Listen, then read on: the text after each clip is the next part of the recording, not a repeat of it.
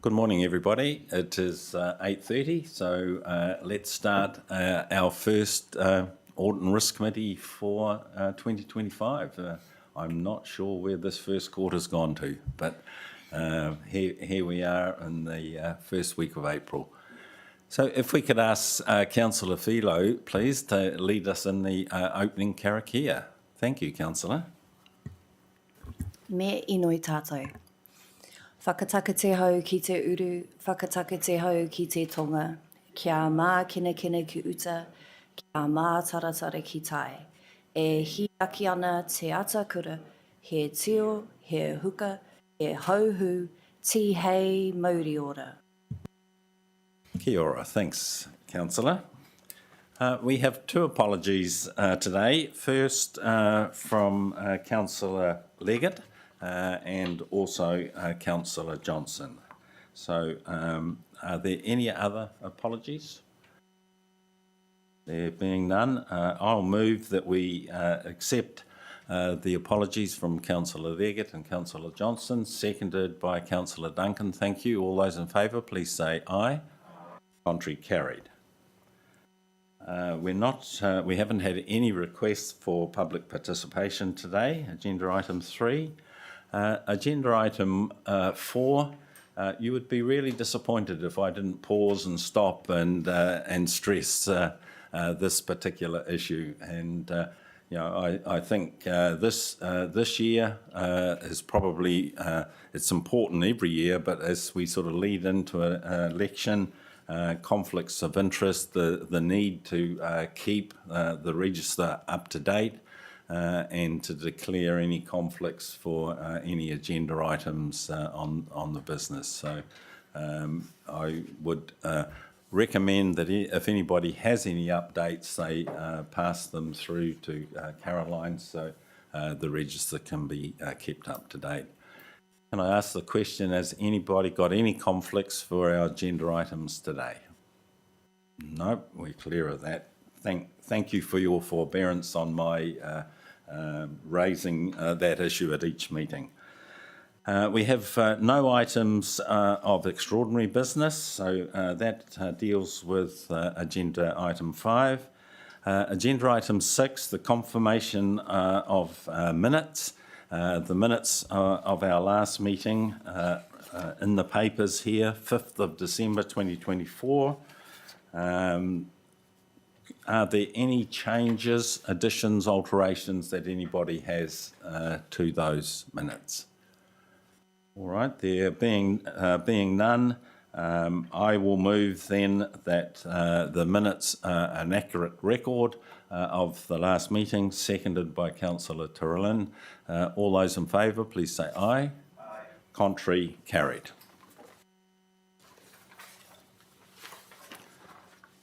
Right, agenda item 7.1, health and safety. Always a very important agenda item and one that's becoming increasingly more challenging. So we've been asked to receive the report up to the period the 31st of December. So I'll move that we receive the report. Do I have a seconder? Thank you, Mayor. It's moved and seconded, so open for discussion. Sam, as always, thank you very much for the detailed report you produce for us at each meeting. Take it as read, and if you can please just highlight some matters that we should be aware of before we open it up for discussion. Morena koutou, through the chair. There are 3 key points I'd like to highlight and then I'm open for questions. I guess the first two reflect the key information within the report itself. You'll see that threatening behaviour has almost doubled in incidents in comparison to the previous quarter. We've seen a dramatic increase in that space, including more online abuse being directed at our staff. I would argue it's not all of the threatening behaviour incidents that have come through to our space, but most of which that has been reported, and no doubt you're fairly familiar with these things at this stage. The second key point is just the follow-up and closure of the breathing issues at Te Rauparaha Arena. In December last year, WorkSafe conducted their worksite safety assessment. Basically, it was a conversation with Te Rauparaha Arena management and operational staff on how they operate the facility, how they manage the risks in the facility, and how they undertake their trainings to ensure all these things that were identified in the external investigation report of 2023 have been noted. Their formal letter that they sent to Porirua City Council last year outlined outline the progress that Porirua City has made in those avenues, with three main reminders. Basically, keep our procedures up to date, keep our equipment maintained and fit for purpose, and then the third was to explore better air quality devices closer to the pool environment, whereas currently we monitor that from the plant room, and WorkSafe suggested we go closer to the area in question. That has since, all actions have since been completed, including the device. You will note in the report as well, we've included a quarterly breakdown of the breathing reviews, which has dramatically gone down in that time. And in this particular quarter, there has only been the last quarter, so it's April already. The last quarter, there's only been 2 incidents between January and March. So there has been a dramatic reduction in that space. It's not to say we've put this out to pasture. This is more of a passive monitoring space to make sure that if there are breathing issues continuing on in that space, that we continue to monitor that, because again, we've not really changed much beyond exploring all of the potential variables that can contribute to breathing issues over there. And the last point, in anticipation of what some of the current risks are from Felicity, again, threatening behaviour remains hot in the quarter, January to March. There are about the same number of incidents as the October to December period, so we are not seeing a slowdown in the threatening behaviour space, unfortunately. Thank you, Sam. That answered one of my questions. I wondered whether the peak in quarter 2 up to December was the sort of the end of the year. People were getting tired, sort of leading up to Christmas. But you're saying that the sort of same level of complaints are carrying on in quarter 3. So that's interesting. It's I think the big take out of here is that a lot of issues, not only threatening behaviour but injuries, are centred around the swimming pool.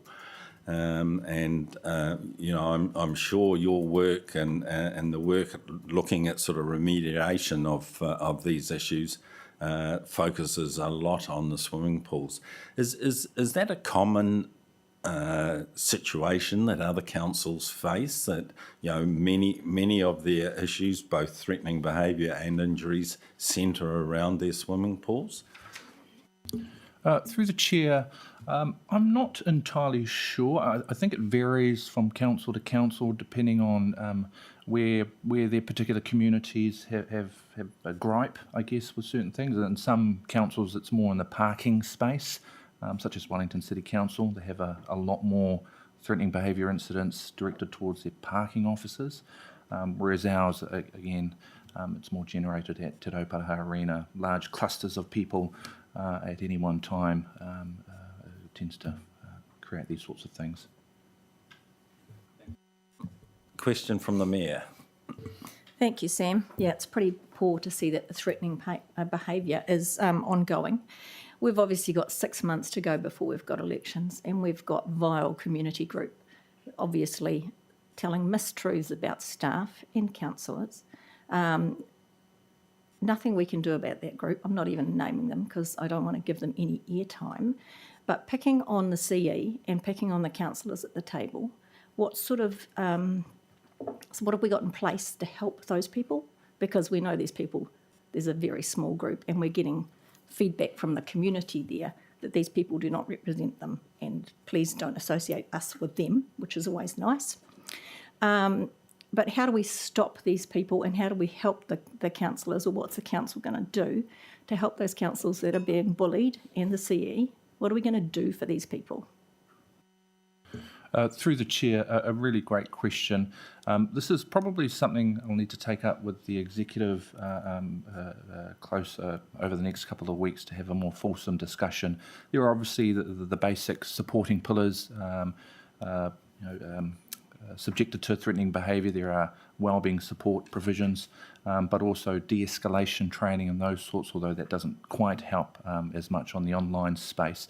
I know last year Wellington City Council produced a online abuse report, mostly directed at females, which identified three key pillars that they suggested agencies explore, one being making sure these people have the right support, being councillors and our executive. The other two were a bit more not far-fetched, but a bit more challenging to achieve systemic change and community change, which takes a hell of a lot more work. But primarily our key focus would probably be in the support, providing people with the right amount of support. But that's something that we can take to the executive and understand what more we can do to put things in place, especially this year with elections coming up. So do you monitor the code of conduct as well, or is that just done with Democratic Services? Because obviously we are getting close to that. Thank you.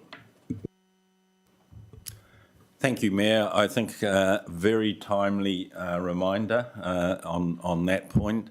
Not wanting to put any air in that practice at all, but I am aware that it's a countrywide issue.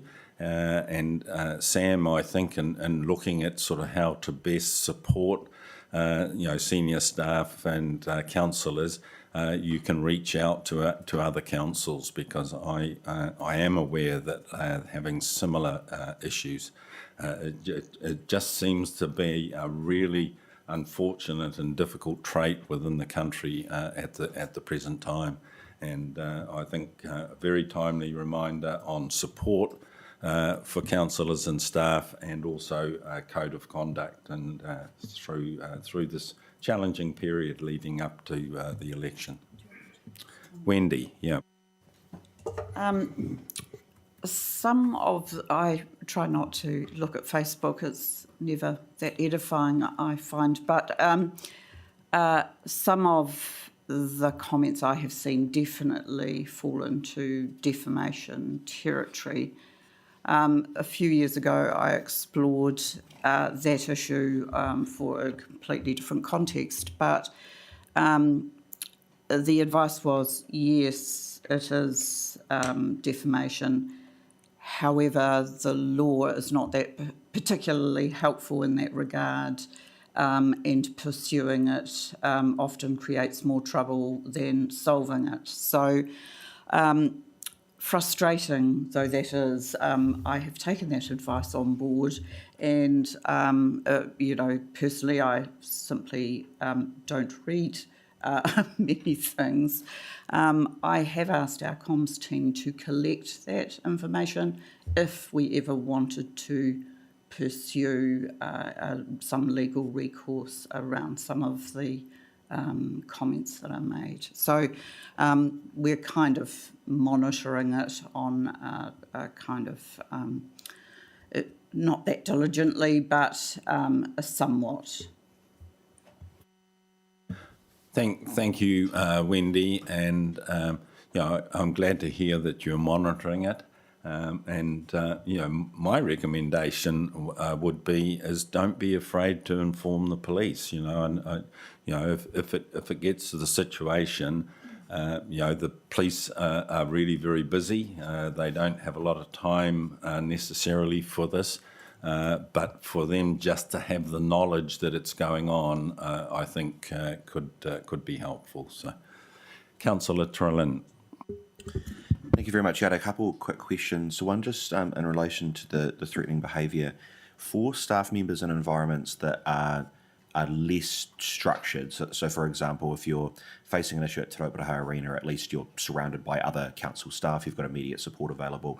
For our staff such as parking wardens, for example, that are out by themselves, could you speak a little bit to what protections we have in place? And in particular, I was concerned about just seeing this report about one of our younger female staff members and inappropriate interaction with an older man.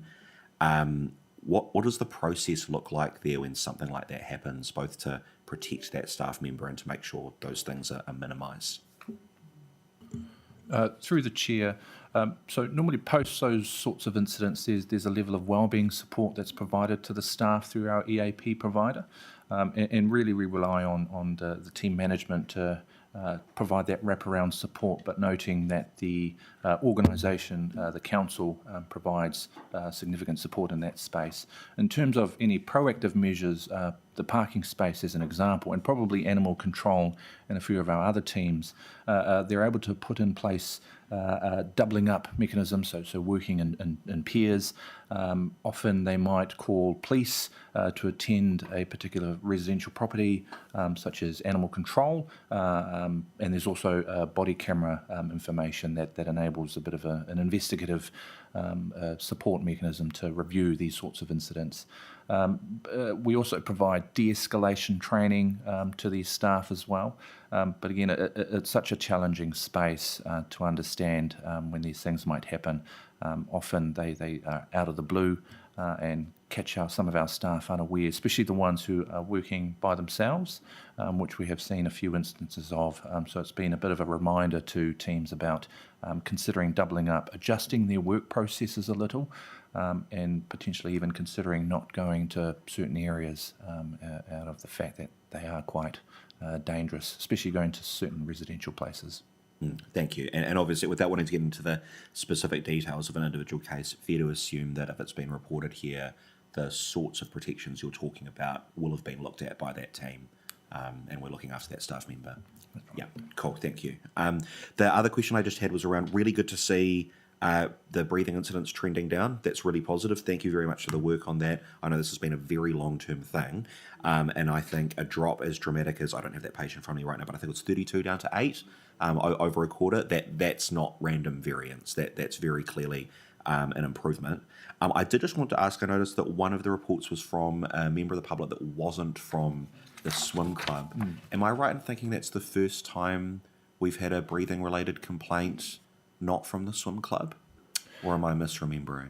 It's probably the second. The first, the other one would have been the school that caused the major evacuation of the arena. Yeah.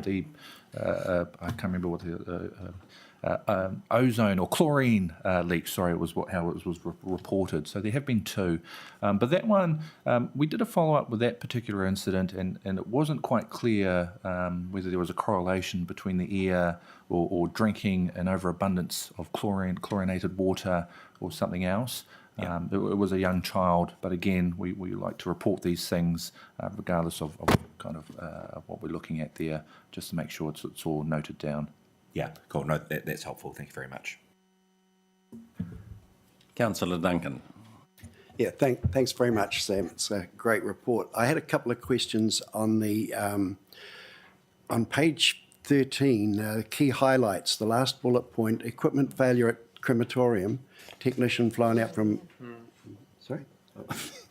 from Australia to check if there's any issues. So is that under warranty then, is it, or is that... Through the chair, I'll have to follow up whether it is. I'm not sure. Okay, thanks. The other was page 15, injury, discomfort and pain reporting. In the staff-related incidents included 2 bee stings. Now, are those people inspecting hives, or are they just in their general work? I'm thinking of anaphylaxis here, and I'm thinking if we don't know if they've got those conditions, that could be dangerous. So were they actually in beekeeping gear or something, or was it just an isolated incident? Through the chair, a majority of our bee stings are just in general parks or open spaces. Often staff would just stumble upon a wasp's nest that is just in the air. It is very timely. We have had this raised in our recent Health and Safety Committee about allergies towards bee stings and the EpiPens, and really it was just working with those teams to make the people around them aware that they have this issue, but very mindful of those who don't know whether they have an allergy to bee stings. So it's quite topical at the moment.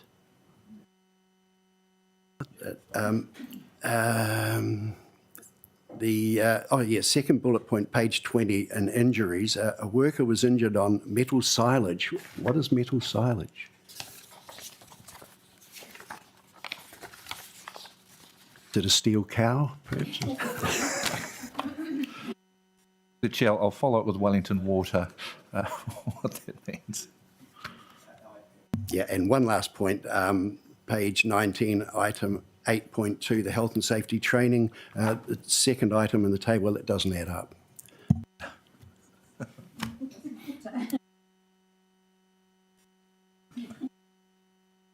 Thank you, Councillor Duncan. Councillor Waddle. Yeah, just to go back to the pool and the threatening behaviour aspect of it. Obviously, we're canvassing our staff and our team here and documenting that. But do we have any audit of how the public feel being in that environment? I mean, we're providing this public facility, and if our team are getting the worst of the threatening behaviour through that channel, I just want to know that the public are finding it a far safer place than our team find it. And, you know, whether there's any correlation between the environment of the pool and how people feel. Through the Chair, that is a really good question that I don't have an answer for. Looking at the General Manager behind, no, but that is something that we can easily follow up with the team about.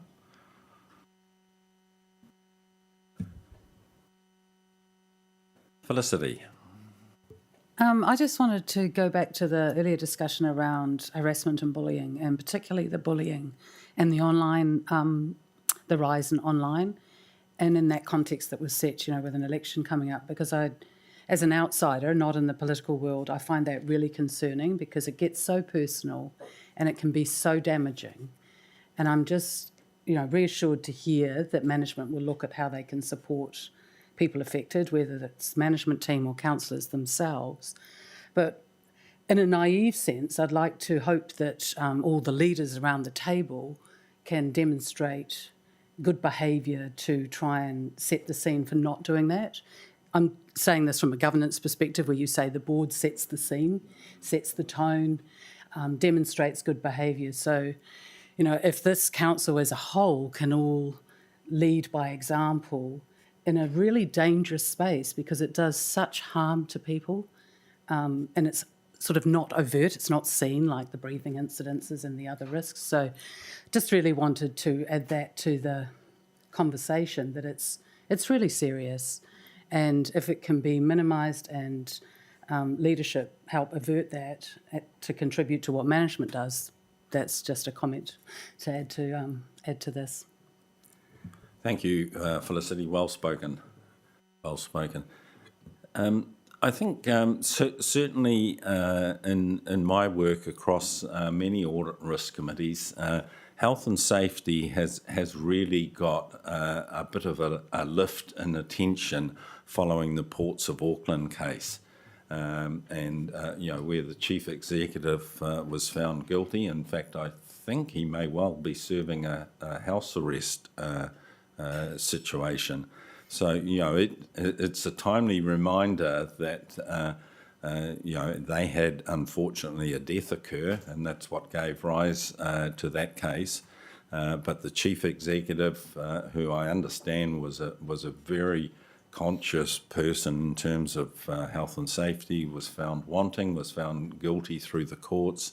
And you know, it is surprising to a lot of people that the board escaped censure in that particular case. So, you know, here in the council environment, the councillors and our chief executive do have huge responsibilities in this health and safety space, and the consequences of something going wrong are quite severe. So.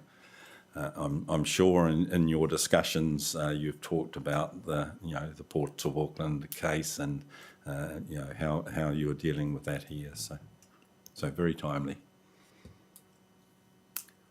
All right. Any further discussion? It's been moved and seconded that we receive the health and safety report to the period the end of December. With a little bit of update on the verbal through to the current time. All those in favour, please say aye. Contrary, carried. Thank you, Sam, for that. Agenda item 7.2, which is the Ernst & Young audit plan and fees for the year ending June 2025, the year that we're in. Do I hand to you, Jim, to start this off? Peter, welcome to the table. We'll get you to speak. Let's get Peter Yeah. to just introduce that group, just where we're at, and then pass it over. Excuse me, Jim. sorry, Chair. It's just been pointed out that I should draw attention that we do have an update letter that was sent around. Hopefully everybody got that. The only change to what was in the papers was that the table on page 4 of that letter was completed. So just make sure everybody's looking at the right paper. Sorry, Jim. Yes, thank you, Chair.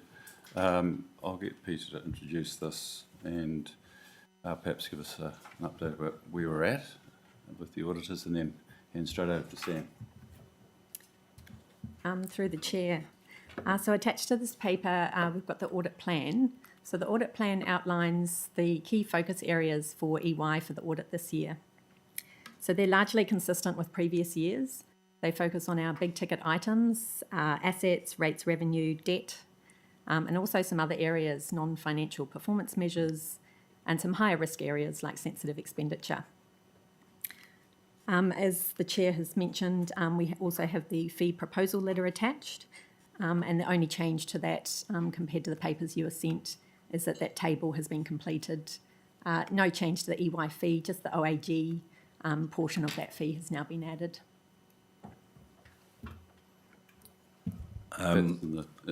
For clarification, Chair, that's no change to the fee in the table that you got, but there's changes in the fees from last year, which Sam can talk to. Just checking, did I have this moved and seconded? No, I didn't think I did. So we've been asked to receive the report and agree and accept the proposed audit plan and fees for the year ending June. So I'm happy to move that. Do I have a seconder? Thank you, Councillor Filo. Moved and seconded. So we will continue the discussion, not open it up. So Sam, if we can pass to you just to step us through initially the plan and then the fees letter. Thank you.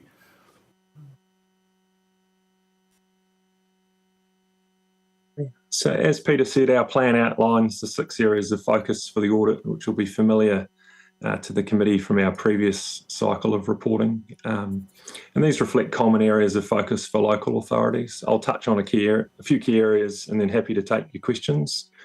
The FY25 audit reports against the first year of the long-term plan approved by Council in June 2024.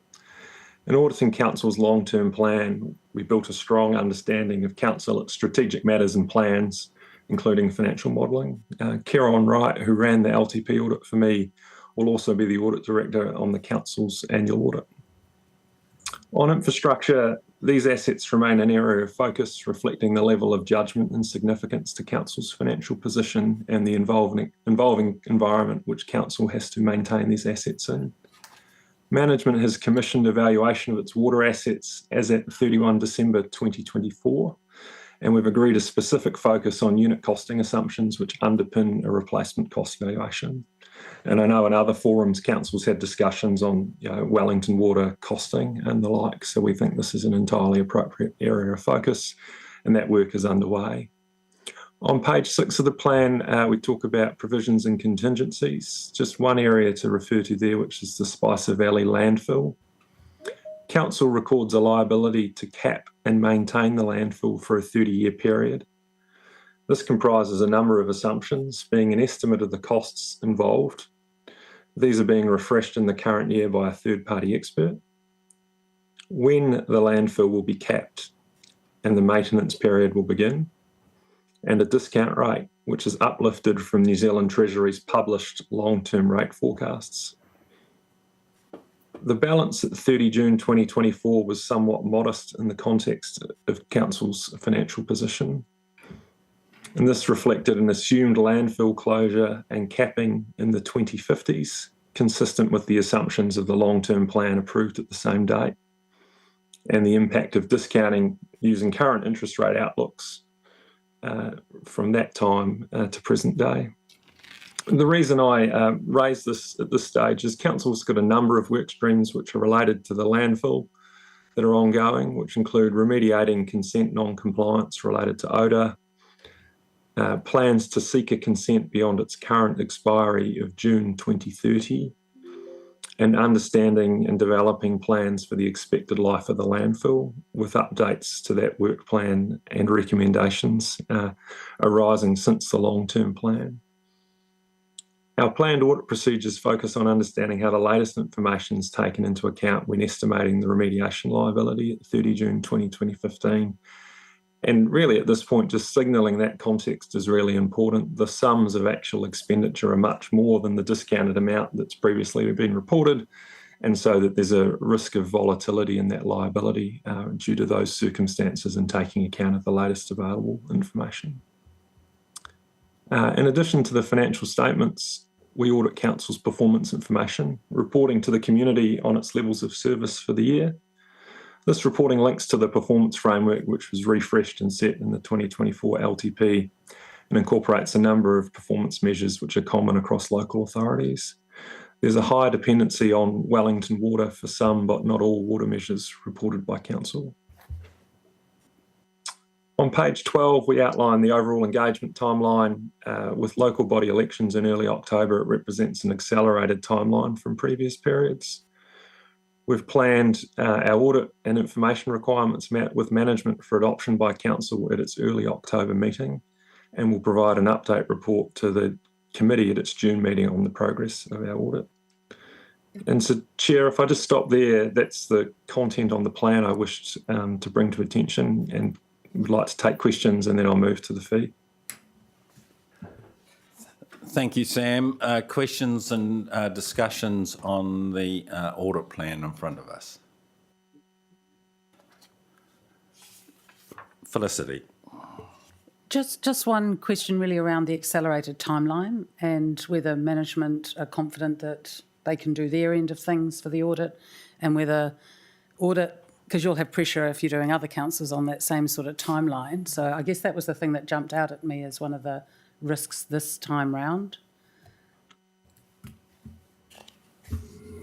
Thank you, Jim. Yes, through the chair. Thanks, Felicity. Look, the team are working, yes, to a tighter time frame, but we're confident that we can support that. The other thing also is that as we go through these, go through this period, we've got some additional resource in our team that we've brought in over time, and we've got, our systems have been updated, so we've got some advantages over last year, or the last time we went through a sort of a annual planning and LTP process. So, anything else you'd like to comment on, Peter? Through the chair. The other thing we're doing is we're doing our Three Waters revaluation at the moment, so we're getting that out of the way so audit can review it before year end. Often at year end we have a number of valuation reports for audit to review, and it can make things drag on. So that's one of the things we're doing this year, just to try and make sure we do meet that time frame. Great, good forward planning. Thank you, Felicity. Councillor Duncan. Yeah, thanks, Sam. Mine just relates to the landfill and our exposure there, and I wasn't quite sure what you were getting at there with whether or not we have enough money put aside for that. There's likelihood that that's going to have to close 20 years before our budgeted, our long-term plan was suggesting, and so the exposure that leaves us with, how do you see that?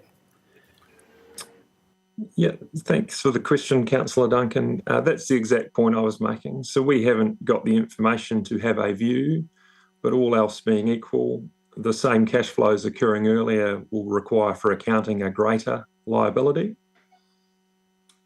So I think the balance was in the vicinity of 3 million at 30 June 2024. That may be a more significant number it still reflects, a similar estimate of cash flows in the past, all else being equal, but the timing means the present value of those cash flows may be much greater than's been reported before. And for council, you have less time to fund that upcoming liability if the runway to that point in time is shorter. Yeah, because there is income related to the landfill as well, and we're going to have something like 25 years maintenance after that as well, aren't we? Without the income to back it. That's correct. Okay, and can I question the hours now that EY are looking at charging us extra for? Councillor Duncan, can we come to that? We'll ask Sam to speak on fees, and then we'll ask those questions. If there's no further questions, Sam, I had... Can I just make a comment? Sorry, Jim. Yeah. So through the chair, Councillor Duncan. Unfortunately, Mike's not here today, so obviously the team are doing a lot of evaluation about the timing of when and the likelihood of closure. But there is, I think, the thing to consider is that if there was a closure, it doesn't necessarily mean that we won't have a transfer station there and won't be generating fees. So there is an offsetting consideration to be done there. Most helpful, as always, Jim. Thank you. Sam, I have a question or a comment to you and perhaps to the management team as well.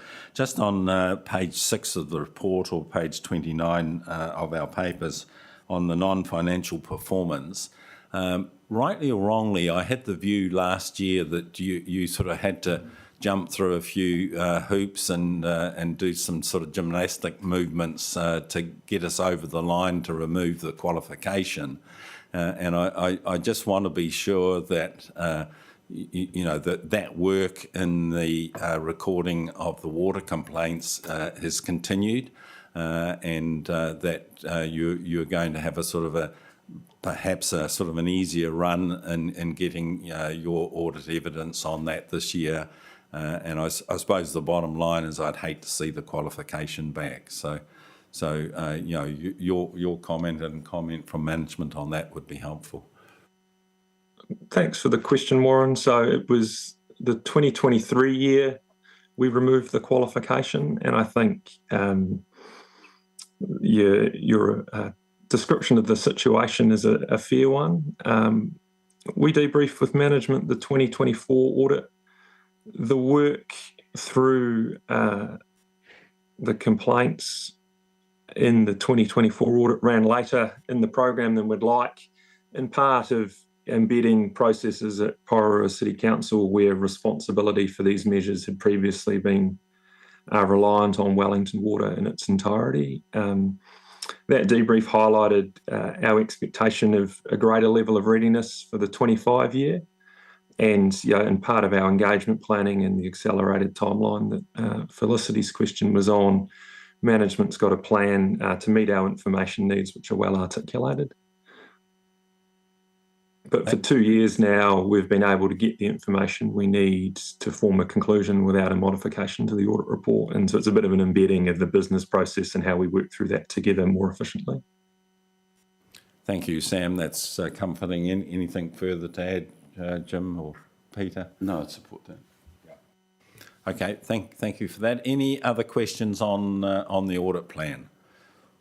All right, we'll hand to you, Sam, to take the updated letter that we received. Take it as read, but just highlight any points you want us to be aware of. Excellent. Thank you, Chair. So, as noted, included in the PACs an audit proposal letter for approval, and officers have shared the updated version, including the final fee table that gives you the totality of the proposed cost.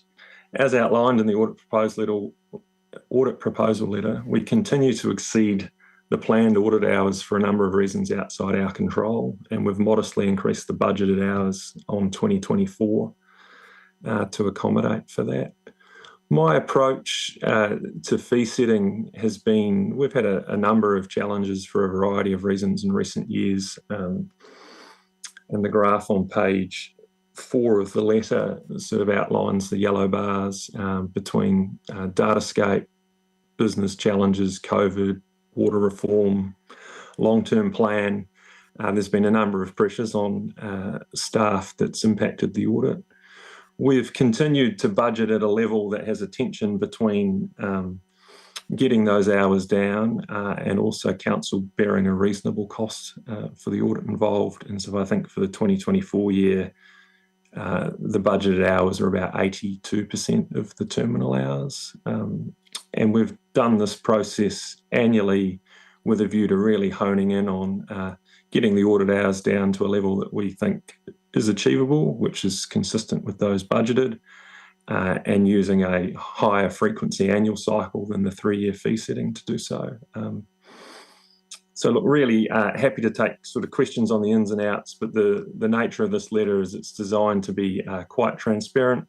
It's moderated by the Office of the Auditor General, who are responsible for setting fees for all public entities, so they're able to benchmark both effort and hours across your peer local authorities, and have done so in approving the proposed fee for negotiation by ourselves.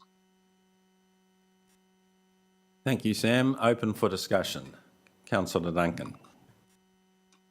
Yeah, thanks, Sam. 85 extra hours.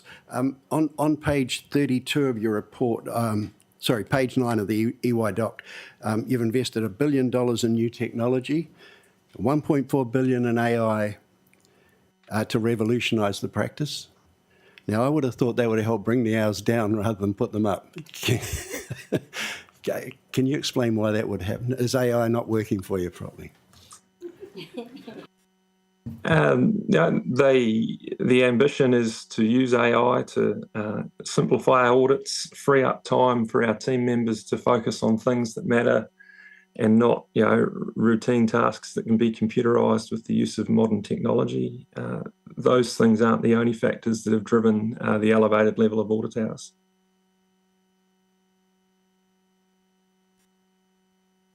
Sam, can I ask a question? I'm sort of drilling in to your actual hours last year compared to the budget, and you said the actual hours were 82% of the budgeted hours were 82% of the actual. So I looked at it slightly differently and said that was about 18% above.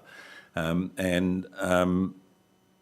aware that was a similar situation in 2023. I don't have the exact numbers in front of me, but I'm just concerned at the sort of sustainability, and you've put 90 extra hours, as you said, sort of a modest number in, where, last year it was near enough to 350 hours additional effort. Are you comfortable that additional 90 is achievable? It seems to be a big drop from 2024. Look, we need to be balanced in these things, right? We understand the context in which council operates, and whilst commercially I'd like to be paid for every hour we spend on every audit, we need to be reasonable in doing so. On page 4 of our letter, that chart sort of deliberately goes back a number of years, and if I use 2020 as the year impacted by COVID, we need the ambition that the total audit hours should be no higher than a year where we had a significantly disrupted council ways of working, and the context in which we did the audit. And so I believe we can get there, and we just need to get on and do it. And so that's why we moderate the budget to a level of hours that has a tension rather than just assuming council should pay for every hour we incur.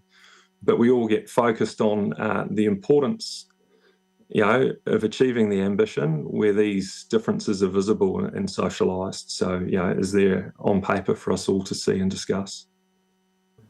It's a team effort, isn't it, with your team and the management team to do that. And I think the level of transparency is to be congratulated. It's there clearly as a target for you and your team, but also for the finance team to do all that is humanly possible to get it down to that 1697 budgeted level or close thereto. So, Chair, perhaps if I just comment briefly, another way of looking at it is that it's a reasonable discount given the duration of the contract that we have with EY. Yep. So, yes, we would like to get down to those hours perhaps, but I don't think it's unreasonable that we're not getting charged for all of it. Yeah, the contracts with the Auditor General. Yeah. EY is just the agent. I say, Chair, that I'm just protecting the interests of the council in terms of its budget. So, Yeah. Well done. But I, in all seriousness, just raise: is it sustainable that situation? So, and aware that this is the last year of 3. And there will be another sort of focus in a 3-year period starting next year. So. All right. Any other comments, questions on the fee? Thank you, Sam, for your openness and honesty. And I certainly, along with Jim, appreciate the approach that you are taking to fees, and wish you well in the endeavour and the completion of the audit. Wish the finance team well in the completion of the audit for 2025. There's still some sort of significant challenges there, and let's hope we can get those actual hours a bit closer to budgeted. So, thank you. So it's been moved and seconded that we receive the audit plan and also approve or agree to accept the proposed fees for the year ending June 25 as outlined. It's been moved and seconded. All those in favour, please say aye. Aye. Contrary, carried. Thank you very much. That's agenda item 7.2. On to a couple of items now for internal audit. First one is 7.3. The internal audit report on procurement. We are asked to receive this report, so I'll move in that regard. Seconded, Councillor Trelin. Thank you. Phyllis, thank you very much for this paper. Jim, are you going to start it off? I think it's appropriate for me to say that this is a very thorough audit by Phyllis. But do want to acknowledge that I happen to be the chair of the Procurement Committee. So I am happy to take questions at least. Thank you, Jim. Phyllis. Thank you, Chair. So through the Chair, maybe just some highlights and maybe some comments around actions taken by management since the report was issued. So I'll take the report as read and perhaps highlight, since the report has been issued, I've been catching up with management around the actions, in particular, the first finding around conflict of interest. We do take this quite seriously, and based on the review, there hasn't been any inappropriate or unfair procurement, but we do see this as something that we need to keep on top of, just to make sure that that doesn't happen. So I've been catching up with the organizational development team and the procurement team in terms of the actions that they're taking since this report. And management is pulling together a training plan which includes scenarios for conflict of interest, and this would be rolled out to, at the very least, all managers. And I see this as a very positive step in terms of addressing the issues in the report.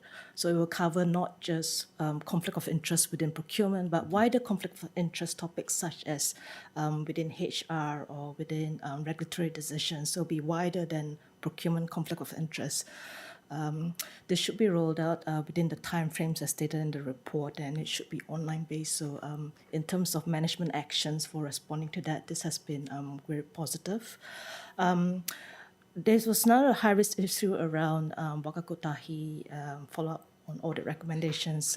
Again, management, as there was a review on transport, and that's underway. Actions are being taken, and that's pretty much what we can say at this stage. But again, confident that there will be sustained actions coming through from this. The third issue is around conformance with under 100K. So by definition, this is lower risk in nature because it is under 100K. They are quite lower in value. But again, we are looking at making sure that people understand what the requirements are, and in particular understanding what the barriers to compliance are. So there is some indication that maybe there's a lot of controls around the under 100K, and we just need to understand a bit better. So the the procurement team are looking at what are these and trying to come up with a plan for that, and this is also underway. So happy to take any questions to the chair on this report. Thank you, Phyllis. Questions on this? This is a very timely review. Procurement is always a big issue. It's a constant focus of the Auditor General across his work in the sector. It's very pleasing to see that for the large procurement projects that there are really good controls in place. Probably the biggest in number anyway are the ones sort of under 100K, and there's some improvements needed there. So I think this is a very useful report, and commend it to management. Councillor Duncan. Yeah, look, I can't fault it. It's really impressive. It's a fulsome report, and thanks very much for it. Thank you, Councillor Duncan. All right. Well done, Phyllis. Very good piece of work, and perhaps we could have a follow-up in your reports, perhaps towards the end of the calendar year, is just to sort of how things are going. If you just keep an eye on the work being done on the recommendations you make in the report.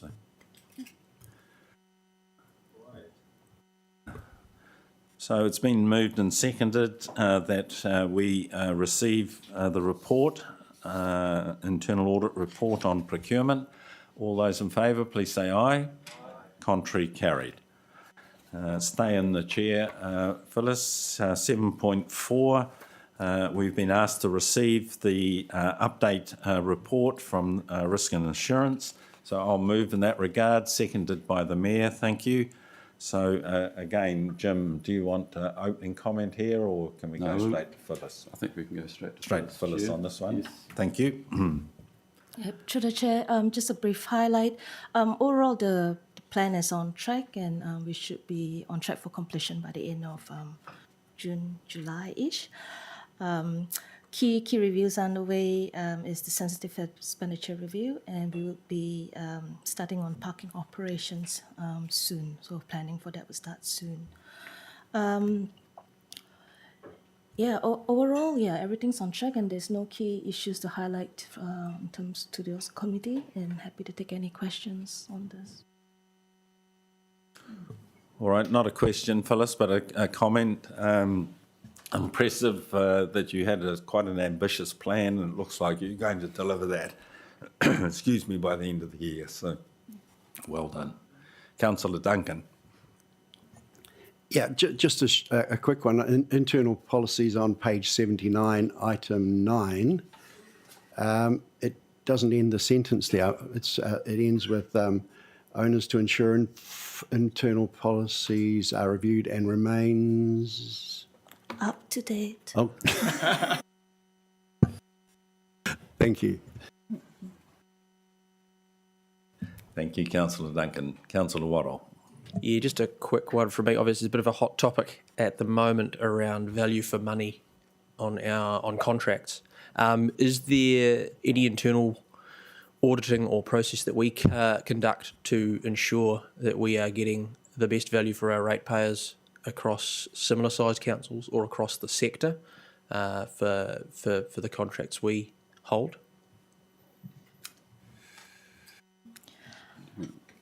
Have a crack at it. I have not done any specific review on value for money contracts as such. What I can say, two things.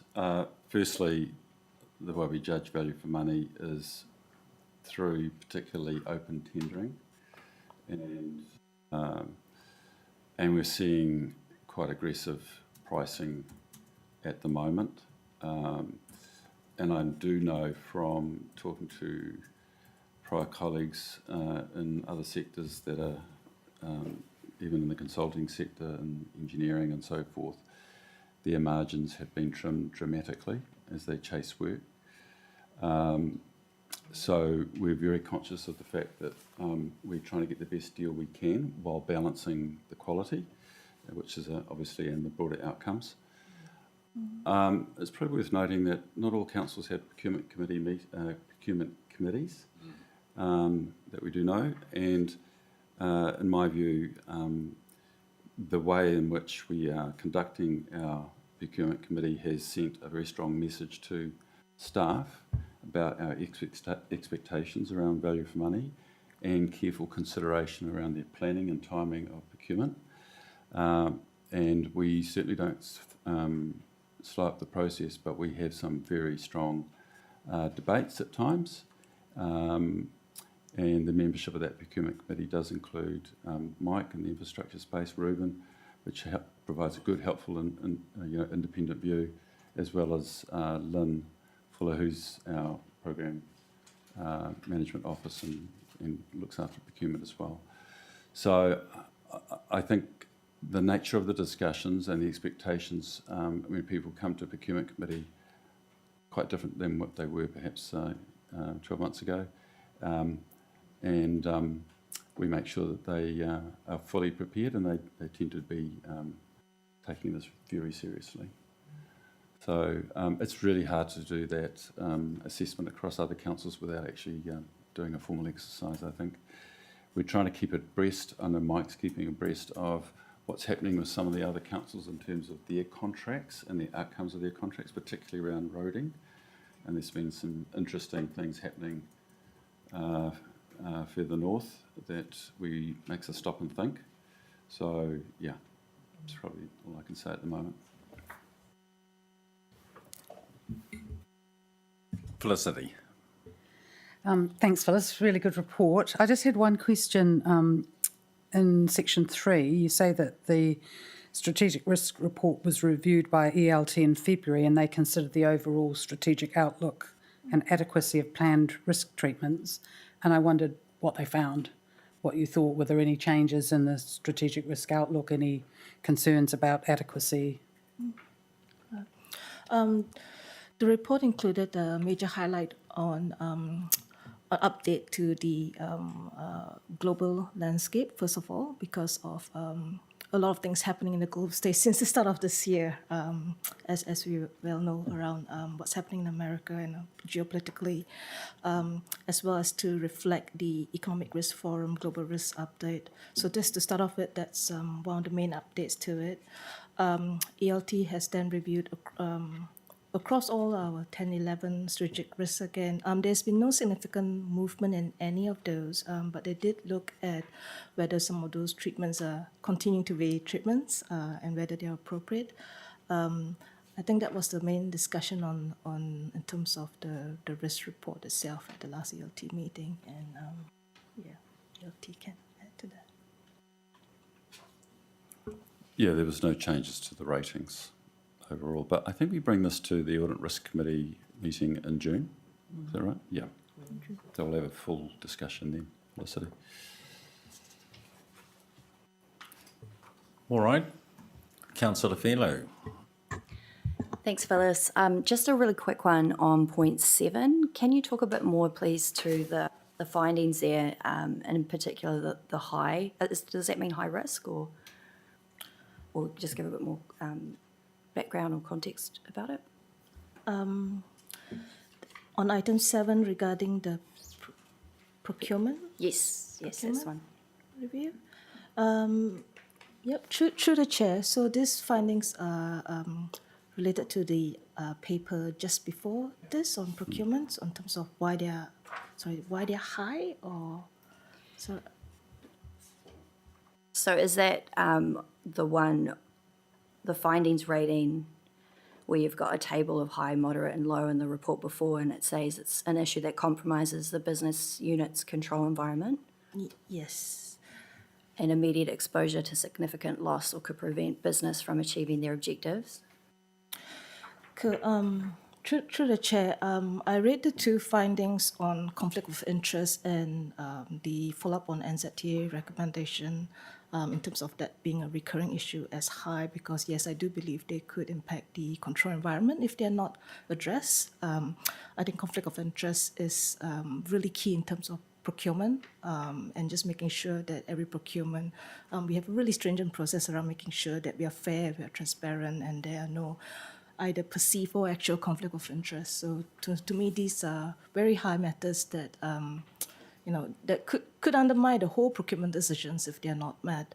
And in terms of why the NZTA ones are rated high, again because not addressing, I think, audit recommendations is again an indication that an area of concern. I would say, being internal audit, like I think that audits should be addressed.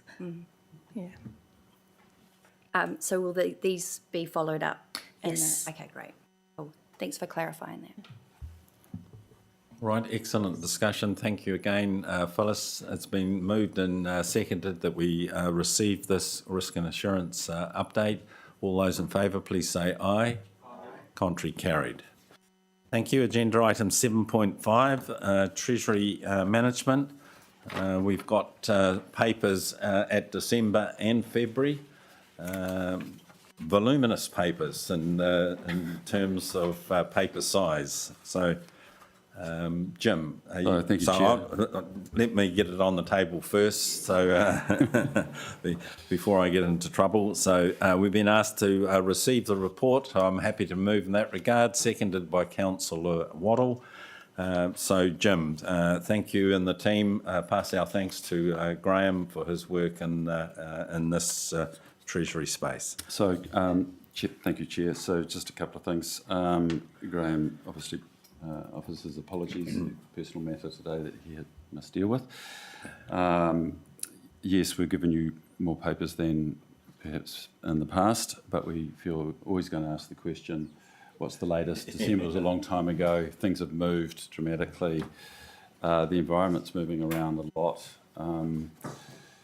You've got short-term interest rates potentially having, perhaps 25 basis point cuts this year. Yeah. We're probably more interested in what's happening out towards the longer term, which is going to be influenced by global matters. Mm-hmm. And we're starting to see potentially a firming of the long-term interest rate curves, the wholesale rate curves, which get reflected back through to our what we basically buy our debt at. Right. So we've got a combo here because both Peter and Ian and myself will attempt to answer any questions that come by, but we'll try and give a brief update. So, Ian, do you want to? Through you, Chair. Very simplistically, you'll see 4 ticks.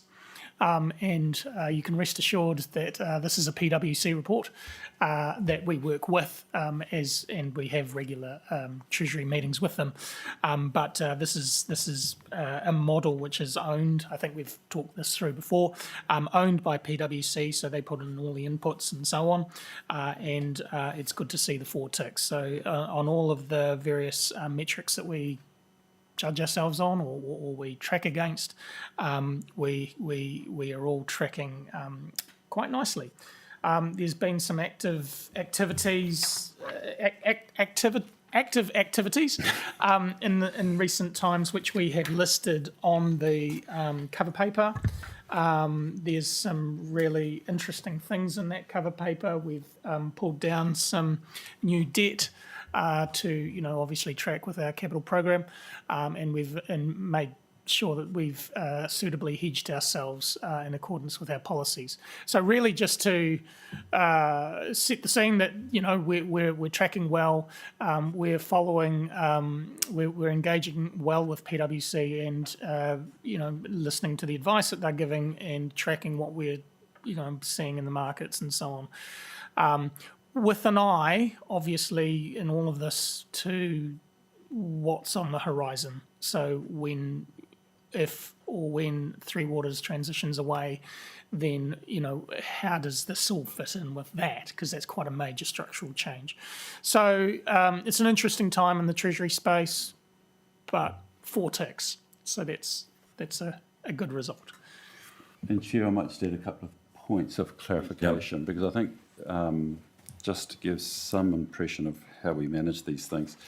So you'll see in the paper a number of new floating rate notes that we've secured.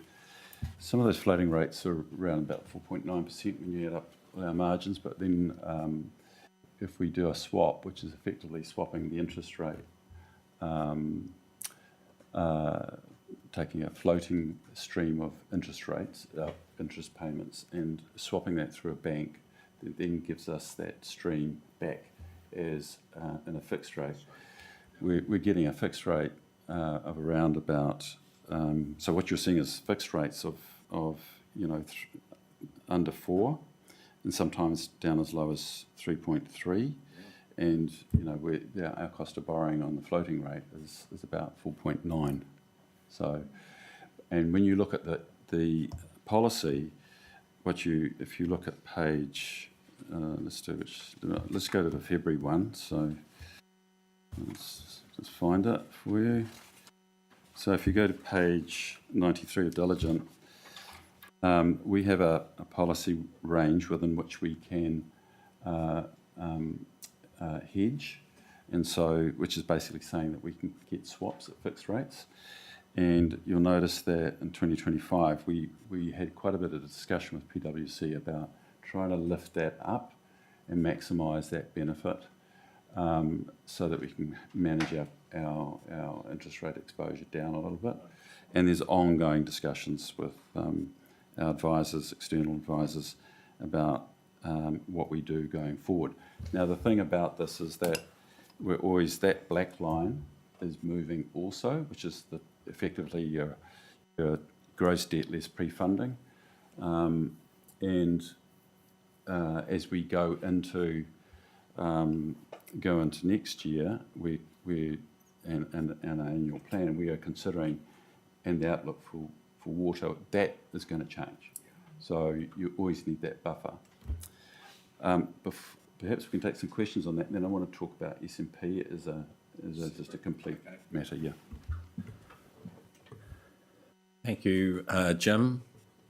Very technical, very well managed area, but questions or discussions? Councillor Duncan? I just want to appreciate the 4 ticks. I think it's reassuring. That means everything's in line with policy, so which is good. Yeah. Felicity. Yeah, very complicated area, and I get my head around some of it, but not all of it. So one thing I did pick up looking at the 2 papers was the drop in the liquidity ratio from 123% to 119. Yes. And I see that we're compliant until April this year. What I wondered was, what's the trajectory for that liquidity ratio going forward? Right. So as it happens, we obviously we note that, and in the next tender round with the LGFA on the 10th of April, we'll be seeking some additional funding to address that issue. So we're trying to keep the liquidity ratio needs to be above about 110%. And when you go into certainly S&P like to see all that pre-funding done. So yes, we've got that in hand. Right. Great segue into S&P and their moves over the last couple of weeks. Yes, so it's been an interesting one in that last year we had a meeting with S&P, and they did their review of our finances and capital outlook, and what they particularly look at cash flow, which is basically all your revenue less expenses less your debt. Those are metrics that are not quite aligned to the way that LGFA metrics are established. And so we are putting more emphasis to focus on what those, measuring our own forecast against S&P's metrics. The reason that's important is because if we don't manage our debt book, or we go too high, then our after account capital account deficit will increase. Now, what's happened here is that this is a two-stage process. So I just want to share with the councillors. This year, S&P decided that they didn't need to come and talk to us to start with. They looked at all the settings across the sector and said, we've got rising debt, we've got more debt than they expected when they assessed the sector last year. They also said that they see that there is still a great deal of uncertainty around water reform. They were particularly concerned, actually, in our discussions with them around those councils that perhaps might go on their own, and asked us lots of questions about that, which sort of reinforces the point, how they look at what you're left with. If you're in a bigger entity, it's a contingent liability on our books as opposed to a full liability. And anyway, long story short, that was an interesting perspective from them. I think the other matter to note is that so you've got the institutional settings. They'll say, look, that's going to be stable as far as we can see, unless there's something really dramatic happens for the next several years. But they're now looking at our own books and going, are your forecasts in line with our expectations? And so I don't expect it to change. None of us are expecting it to change. We're not surprised that there's been an institutional downgrade. It's almost inevitable, really, when you look at the level of debt that's been pushed on us. And they are always comparing us against the very best rated entities. So it's like to stay in the A's is a high bar to get across, right? So there's a couple of things I think I want to point out, though, is that they will continue to look at our books. They could uprate us or they could downrate us in the future, depending on our decisions. And I think one of the things that we've got to be particularly conscious of is what happens after water, and that we don't go on a spending spree. They do consider the overall impact broadly from an affordability point of view. And while they don't like rate capping, if rate capping was introduced into the country, they would seriously consider the institutional settings as being towards negative. But we don't want to increase rates more than we have to for our communities. So we'll be probably looking to impose our own in some respect to make sure that we've got a prudent outlook and managing fairly the impact to our communities. So I'm happy to take any questions on that. Thank you, Jim. Most helpful. Councillor Duncan. Yeah, my head just spins with numbers like this, but what's the effect of a S&P downgrade or upgrade for us financially? I mean, sure. So through the chair, so the in this case it's a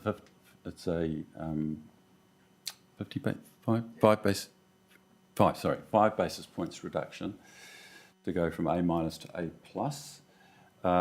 The net effect of that's 0.05%. So we calculate that to be somewhere for next year at least, depending on the roll-off of, and I'm just giving you rough numbers here, probably about $50,000 to $100,000 to us.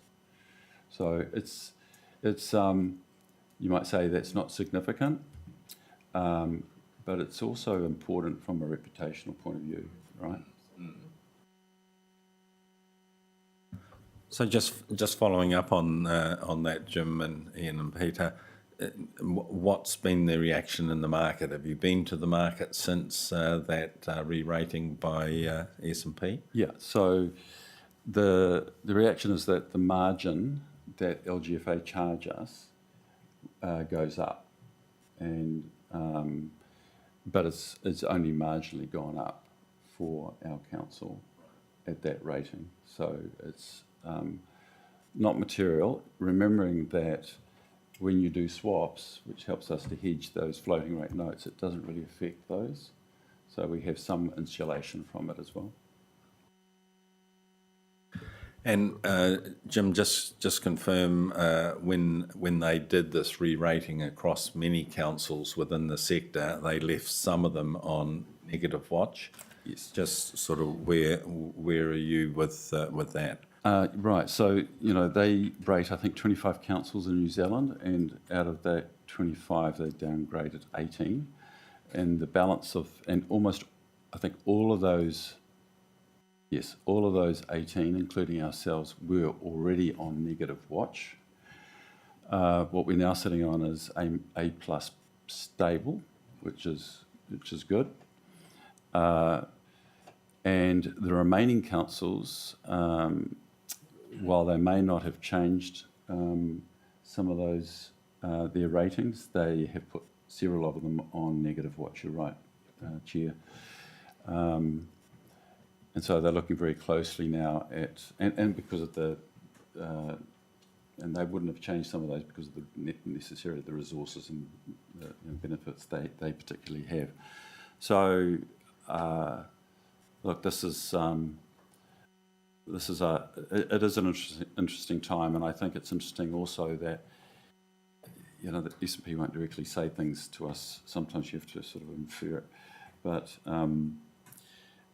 I think the fact that we are recommending a water entity that is of scale is actually beneficial from this perspective, at least from their perspective.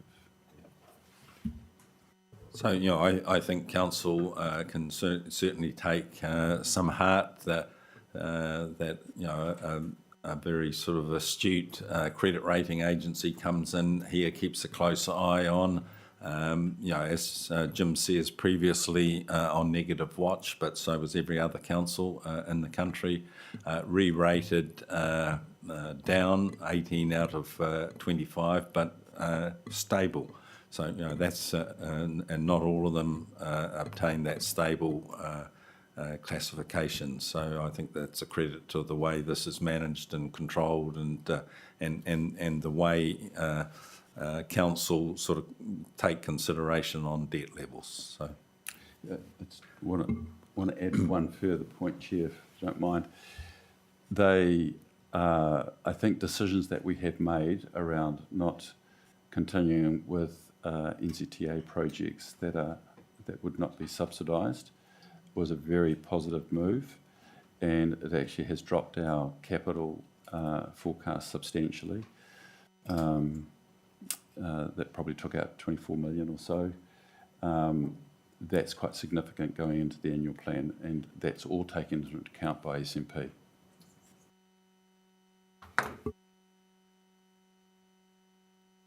Councillor Trellan. Thanks very much. I'm actually pulling forward a question. I've got a series of questions, most of which relate to the next paper, but I think this one might actually be appropriate here. In relation to our balanced budget position, to what degree is our S&P rating impacted by our approach on the balanced budget? And the second part of that, and if you want me to delay this to the next paper, I can, is the decision we're making around worsening our proposed balanced budget position compared to the LTP in this annual plan. Is that going to have any impact from an S&P perspective? Look, they're doing that assessment at the moment. I don't think it will, because we're talking about a fairly short period of time when we're moving to, you know, there's a major structural shift to a new entity. They don't even talk about balanced budgets, to be honest, Councillor Trellan. That's not even a metric that they use. They simply look at our cash flow positions, and they look at that relative. So I don't want to get complicated here because it is a complicated subject, but the ratio they look at is after all your revenue and all your expenses and all your debt, how does that compare to revenue? And if that ratio is within sort of around the 25% level, they're okay. If we don't address the things that we're doing at the moment, we're currently outside that range, but we will be moving inside that range. And the CFO and I have had several discussions about what that might mean. Councillor Trillin, it might be helpful. The balanced budget doesn't help you to have the ability to repay debt, and that's why S&P don't look at it. Their entire focus is what's your ability to repay the debt, and so that's why they focus on cash flow rather than an accounting calculation in terms of balanced budget. So. Yes, Wendy, please. Standard & Poor's did offer to come do another briefing to councillors, so we will schedule that. I think it's a helpful thing. They're best at explaining their own rationale for the moves they make. We'll wait till we get the outcome of their latest review. So we will schedule that when we can. All right, excellent discussion. Sort of indicates the quality of the papers, really important area, so thank you for that. If there's no further discussion, we've been asked to receive the report to the end of December and to the end of February. It's been moved and seconded, so all those in favour, please say aye. Aye. Contrary, carried. A great segue into agenda item 7.6, an update on the annual plan for 25-26. We've been asked to receive the report, note the effects that the draft annual plan has on rates revenue, counting surplus and the balanced budget, which we've just talked about, and note the timeline for finalising the annual plan. So I'm happy to move in that direction. Thank you, Councillor Duncan. Thank you for the paper. Who's going to, Jim, you're going to start this off or pass straight to Ian? I'm going to pass this one to Ian. Ian, thank you. He's done all of the work. Thank you, and through the chair. So I'm well aware that some of these conversations have already occurred in other meetings, but I think this is just a really good forum to highlight some of the issues that this paper raises. Due to a peculiarity of the calendar, we couldn't schedule the ARC before, the council meeting where it was approved and adopted. But so that would have been nice. But obviously, we still have time if this committee does want to make a recommendation or comment to the council meeting before the annual plan is finalised. Then the calendar can still work in that regard. But I just really wanted to highlight, this paper takes us on the financial journey, and many of you will be familiar with that. We've got some challenges, but we've also found some opportunities. So those things have kind of balanced out to, instead of a 10% rates increase as per the long-term plan, we've managed to pull that down to 6.75. So the paper describes that kind of journey that we've kind of gone on. But with every action, there's a reaction. That's the scientific way of explaining it. So by the positive moves of reducing that 10 down to 6.5, there are obviously implications to the rates revenue, which is obvious, but also the accounting surplus. And then the balanced budget. And I really wanted to just make sure that this committee had the opportunity to consider those. But I will highlight two things that, this is within the context of a community which have already gone through some pretty serious rates increases, and we know they're hurting. And also the other very significant item on the horizon is obviously the big structural change, the three waters, what's happening with that. So, we've tried to balance the needs of the community and that structural change with, a rates increase, which we think is more palatable. It's still 6.75, which is still a big increase, but it's a lesser one than what it could have potentially have been. So I just wanted to put that out to this committee just for your consideration, acknowledging that many of you have already been part of this conversation, but I think it's a necessary forum anyway. Just, through the Chair, just a couple of comments. Sure, Jim. Just to add to Ian's point there, if we'd done nothing, it would have been more around 15% rates rises this year, so we're shifting it down to 6.75 through a variety of mechanisms, including reorganisation and change to make sure that we're right-sized, as well as being smart with our Treasury management, financial management.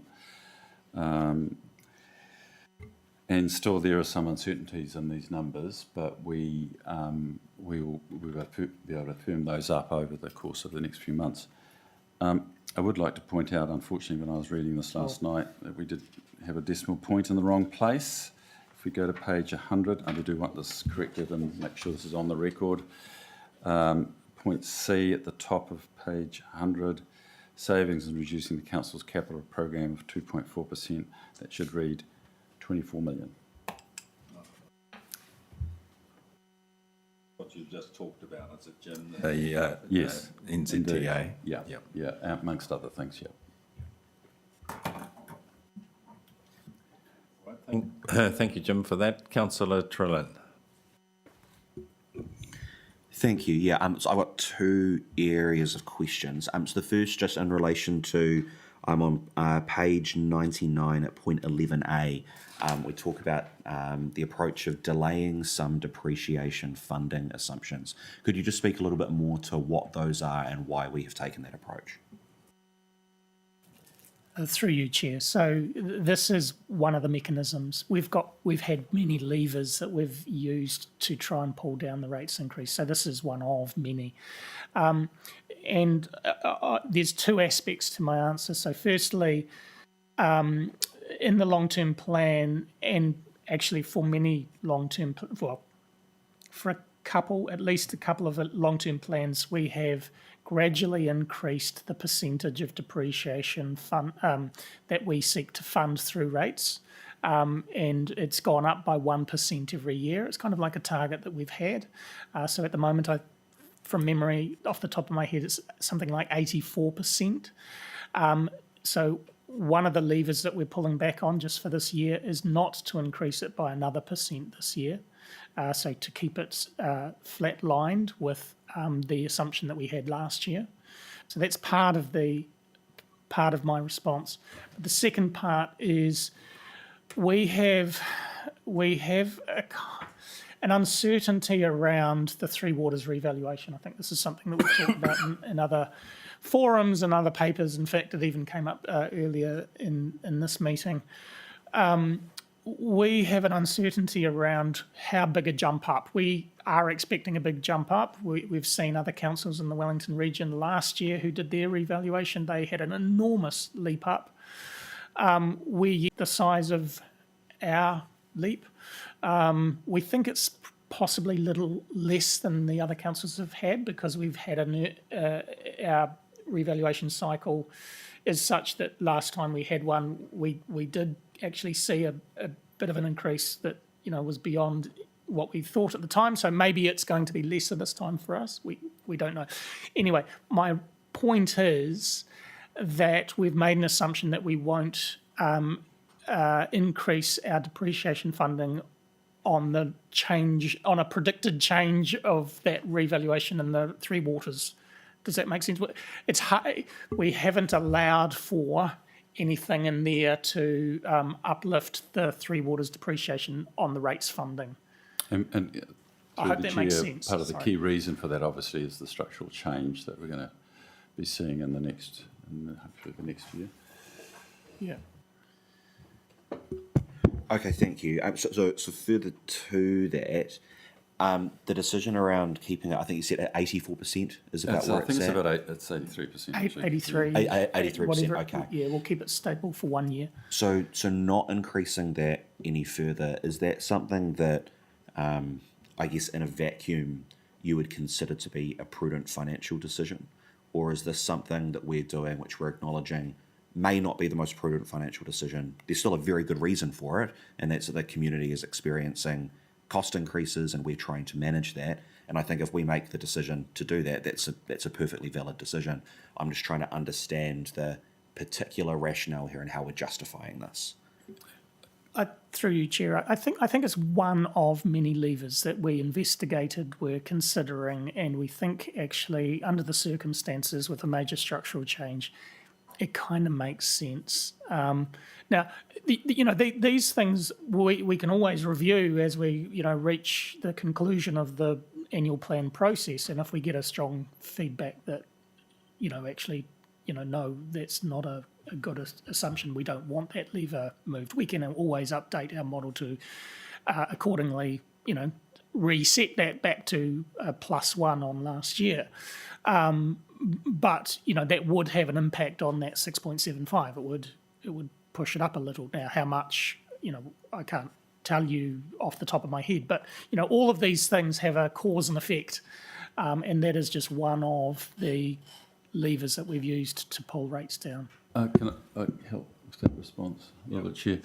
Look, I think it's prudent in the sense that when we get through the structural transition and the transfer of what will be 70% of our debt, at least 70% of our debt, which is related to water, into a new entity, and we're only getting about 30% of revenue and related expenses that are associated with that, we've been in a very strong position post-transformation to then reset our transition to full 100 towards that target of getting full recovery of depreciation. So in that context, I think it's definitely prudent and sensible.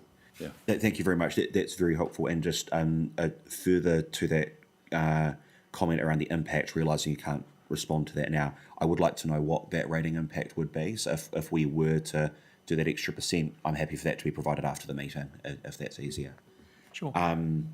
Cool, make a note of that. The other area I wanted to ask questions around was I do have some more questions around the balanced budget. And I realise I've spoken about this a few times at full council and committee meetings, and I'm banging on a little bit, but it's probably the reason for that is I broadly have faith in the direction we're going in with our annual plan. The one area that I keep coming back to and feeling a little bit uncomfortable about is the delay in the balanced budget. So I just want to drill into it a little bit just for my own comfort. Mm-hmm. So one of the questions I already asked on the previous paper. So the next was we've talked about this assumption around the delay in the balanced budget because there's this big structural change happening with water. My question is, if we were to set that to the side, let's assume that big structural change wasn't happening, would officer advice around the balanced budget remain the same in the current environment if it wasn't for that approaching structural change? Through you, Chair.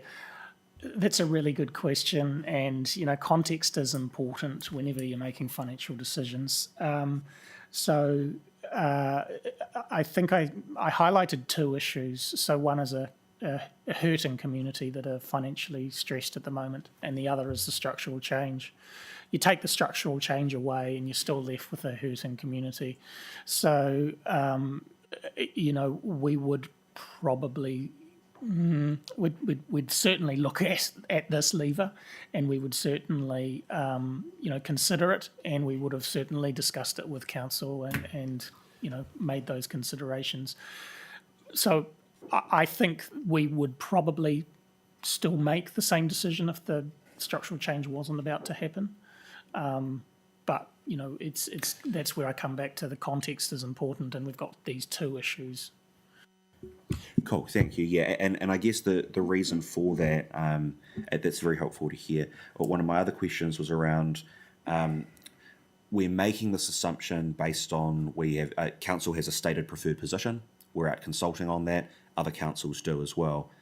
That hasn't actually been fully locked in yet, in that we're consulting on it. We have to make our final decisions. So do the other councils as well. So there's a degree of uncertainty, even though we have that preferred position. So, but one of my other questions was going to be: do we have concerns about this assumption based on that uncertainty?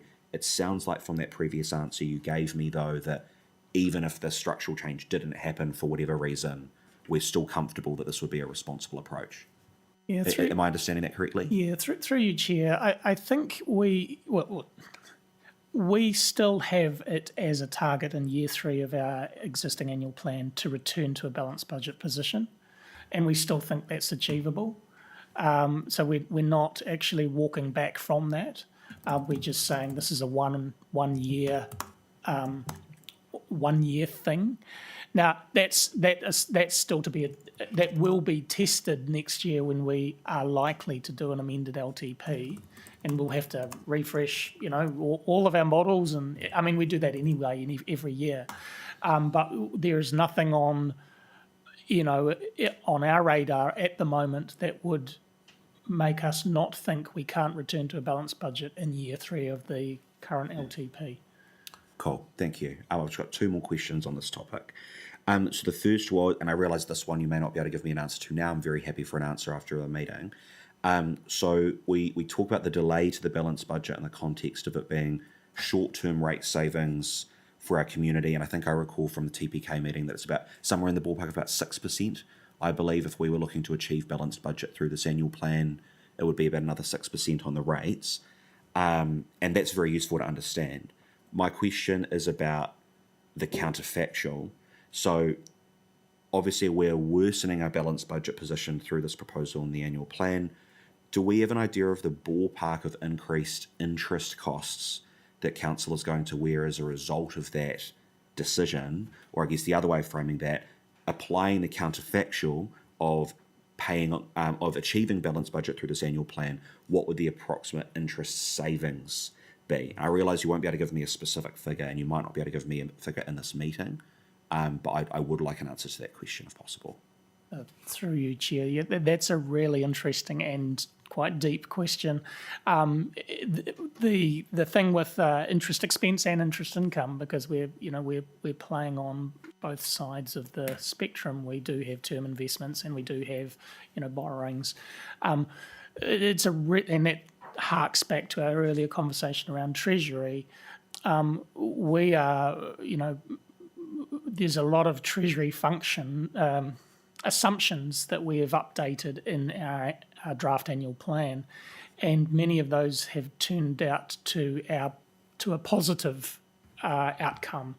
Now, obviously, loading up on the credit card, which is an analogy we've used before, does increase interest. But there are corresponding decreases in interest elsewhere, so like the interest rates are falling, the aggressive use of the interest rate swaps and so on. All of those types of things are actually also impacting on interest expense, some of them negative, some of them positive. So to answer your question is actually going to be quite an interesting exercise for Graham to do when he's back. Thank you, Graham. Yeah, thank you, Graham. We can get an answer back to you for that. And I'm just paraphrasing what you're saying. Just all the pluses and minuses and how it all interacts and the impact of the balanced budget in particular within that kind of context. That's what you're after. Yeah, that's right. I just think we've talked a lot about it from the perspective of what is the short-term benefit from a rating impact in this annual plan. And so I just want to be able to compare that to what is that costing us in the long term, so we can make that trade-off. But that'd be brilliant. Thank you. And then the last question I have around this actually is, with this approach we're taking around the balanced budget, I wonder if we have any comment from our auditors around this, the approach of taking the worsening position on the balanced budget. Do they consider this to be a prudent approach in the current environment? Are we seeing similar approaches from other councils that they may also be auditing? Is this something that we're standing out on? So I guess I'd just be interested. I don't know if that's something that Sam can comment on, or if we'd need to seek a comment outside of this meeting. Sam, are you still with us there? Did you Yes, I am. did you hear that question, and are you able to respond, or Yeah. come back out of session to Councillor Trillin? I did hear the question, thank you. Look, it's not our role as auditor to comment on policy decisions made by council. Our role in respect of the balanced budget benchmark is to audit it as presented in the financial statements and whether that complies with the regulations that require its reporting. And don't mean to be unhelpful by that answer, but it's an important element of our independence. And as the discussion has traversed, these are challenging issues for members to deliberate on and ultimately make decisions. But our work is supporting the transparency of that in your financial reporting. Cool, thanks very much. No, that actually is helpful, Sam. I appreciate that. That's all of my questions on this item. Councillor Trillin, I might be able to help with that question. Certainly what I see around the sector, you are by no means isolated or different in terms of that percentage of non-balancing of the budget. I would go to say most councils in the country in that situation, and certainly I see a percentage around that 80%, 87% as quite a common percentage. So that may be helpful. That as a sector, it's an issue that's facing all players in the sector. Yeah, that is helpful. Thank you very much, Chair. Just Councillor Philo, and then one closing comment from me.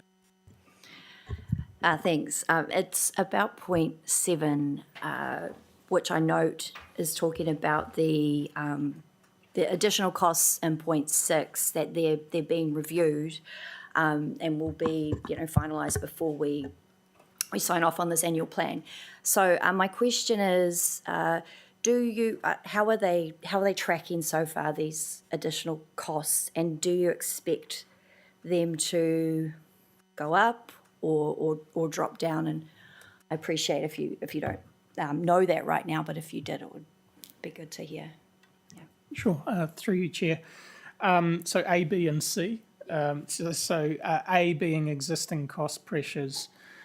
So if I gave you a sense of my confidence, is that kind of what you're after in the number? What my level of confidence, is that kind of what you're asking? Yeah. So existing cost pressures, I think that's a very high level of confidence. What we're tracking through currently.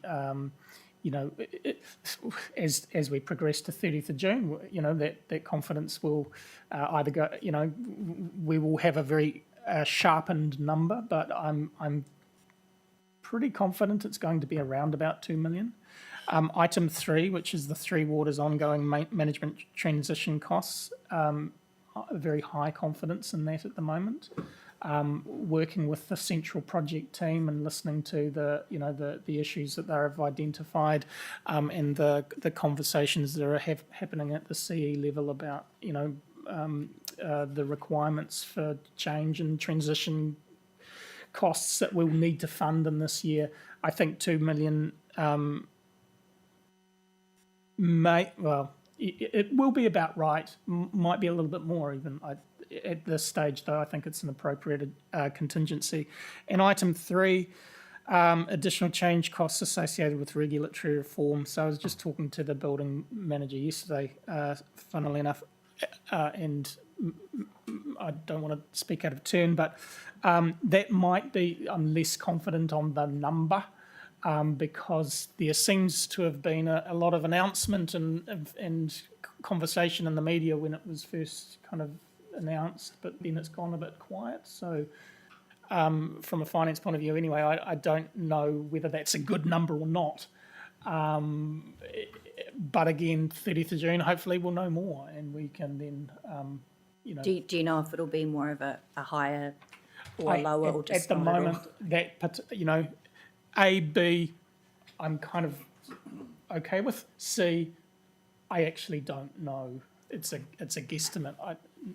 Nick, Yeah, through you, Chair. I guess there's two components. The one is right-sizing the business for the current state and in preparation for what may come, but not going too far until we see the legislation that comes from the government.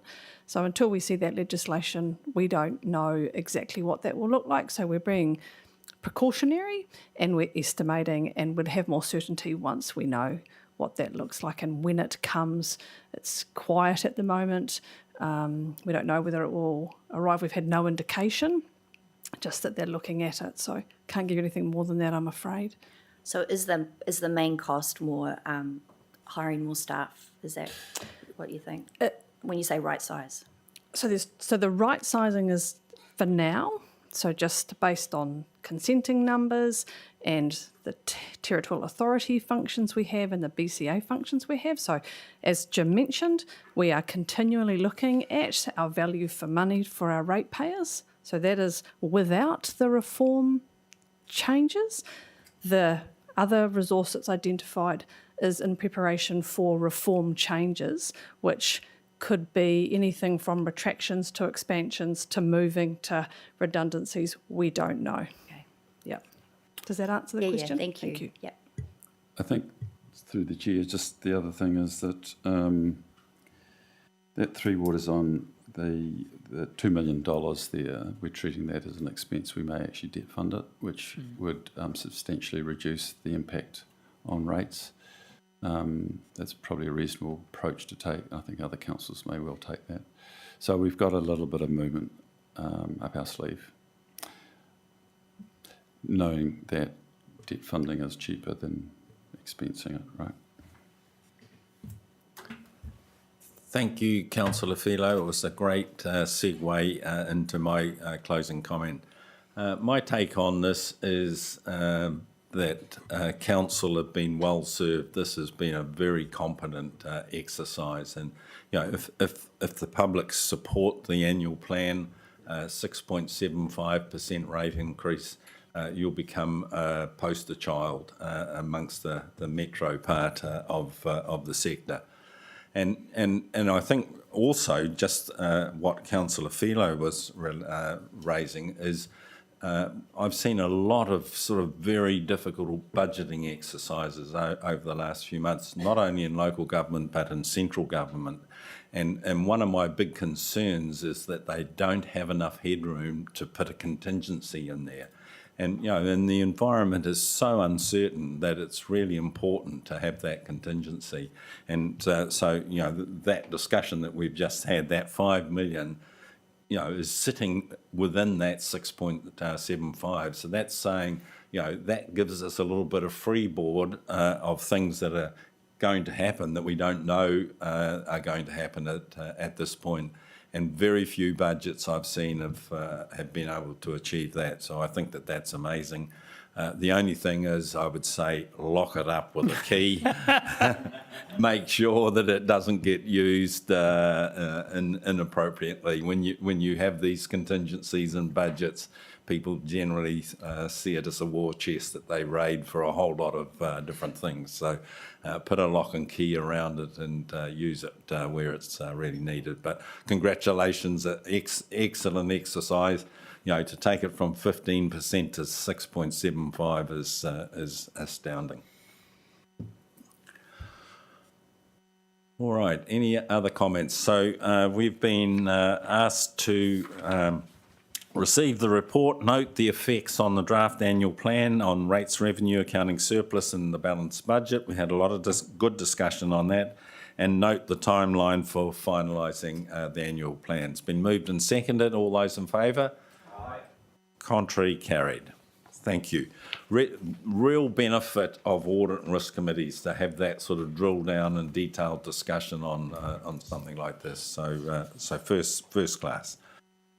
Okay, getting close. I will move a motion to go into public excluded, and that Sam Nicole, it looks like he may have gone, so we don't need to do that. So I'm happy to move that we go into public excluded. Do I have a seconder? Thank you, Councillor Carolyn. Jack, we're in... Sorry? Vote on the last one? Sorry, I've moved and it's been seconded.